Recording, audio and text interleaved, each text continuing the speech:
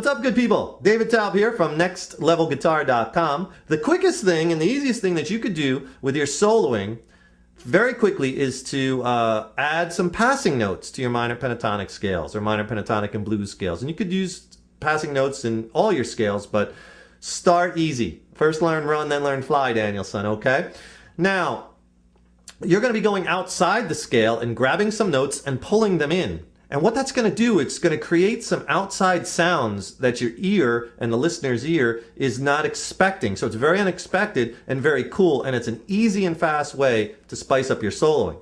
Now, it's kind of a little bit what jazz is about, about going outside and getting something and bringing it in, and but don't abuse it, because if you do it too much, it'll sound too predictable, okay? So you want to do it, but have some restraint. So what I'm talking about is, now remember, there's 12 notes in Western music. That's it, okay? And if you're playing the minor pentatonic scale, you're playing 5 notes, right? The root, the flat third, the fourth, the fifth, and the flat seventh. If you're adding the blues note, you're playing the flat 5, so you're playing 6 notes. There's 6 other notes in the scale that you're not playing. And so many people think, oh, I can't use those. Sure you can. You want to use all 12 notes. Why limit your weaponry, so to speak? So you can use the other notes if you use them correctly, if you use them in passing. For this example, now some of those notes are in other modes of the major scale or whatnot that you're going to be learning eventually if you're starting to learn, your natural minor scales, your Aeolian mode, your Dorian and Mixolydian, blah, blah, blah, blah. But real quick, let's say if we're playing in the key of C, right? So you're playing your C minor pentatonic.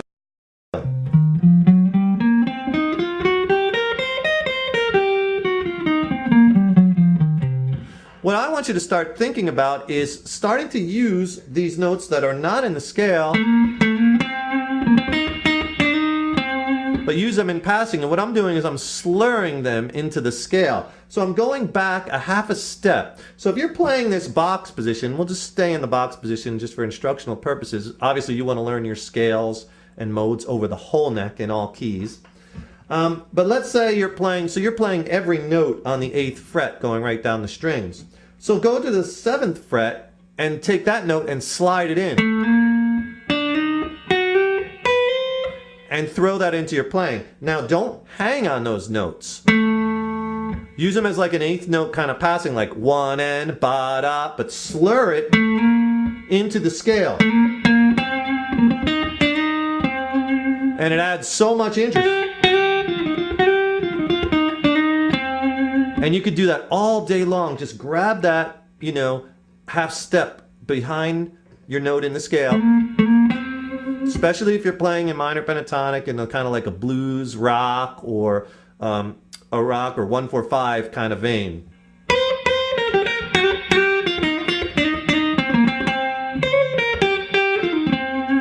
And you could even grab notes that you normally wouldn't grab. For instance, I played this lick. I played, like, let's say I'm playing over a C minor 7 to like an F minor 7.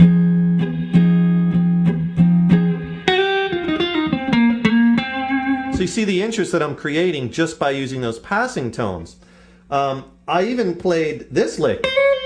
Now what I did there was I played the C note on the 8th fret, hammering it to the 9th fret and pulling it off. Now that 9th fret, that C sharp, that flat 2 is not in the scale. And in fact, if you're playing over either chord and you hold that note, listen how dissonant it will sound. You hear that, Tim? That sounds terrible.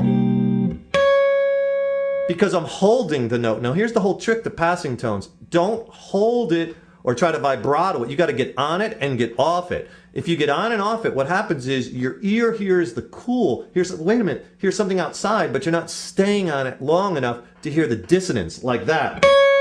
See, you can hear the dissonance because I'm holding a C minor 7th chord. That's sticking in your ear. How terrible that sounds. But if I use that note in passing, it sounds cool because I'm only on it for a split second. Same thing with these other notes that are outside the scale, and that sounds interesting. But remember, if you're not sure if it's in another mode or something, don't hang on it. I just want you to start sliding around and using these notes in passing. You could even play licks like this where I'm throwing in just about every note.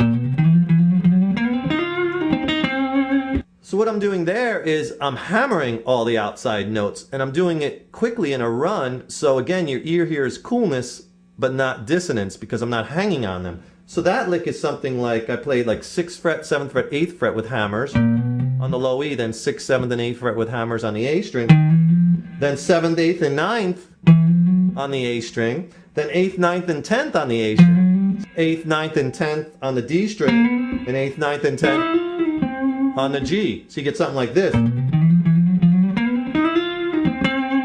And you hear all those outside notes I'm hitting, but again, I'm not landing on them and staying on them for any length of time. So very, very easy to really spice things up. I'll just play a couple other licks for you so you can hear this. So there's our, just to get your ear on that C minor, we're in the key of C minor, to F minor 7, C minor 7th or C minor 9.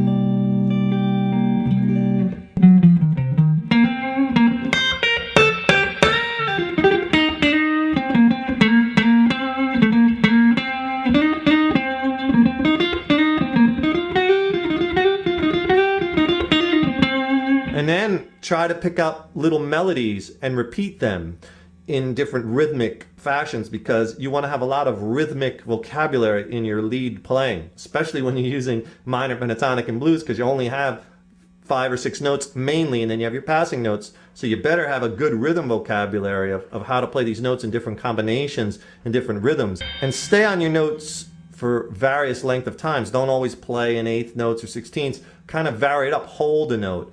Do a bend, go back, passing notes, slide, you know?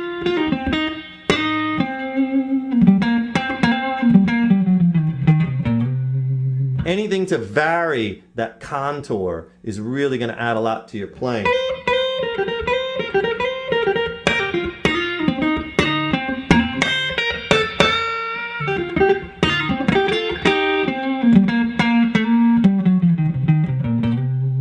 And I'm just staying in this one position just to show you this technique. It works really well, certainly minor key or minor, when you're using a lot of minor pentatonic and blues, playing in minor key or 1-4-5 or in a rock vein. You have to be very careful with it if you're playing something in major key, where you might be using like major pentatonic or your major scales.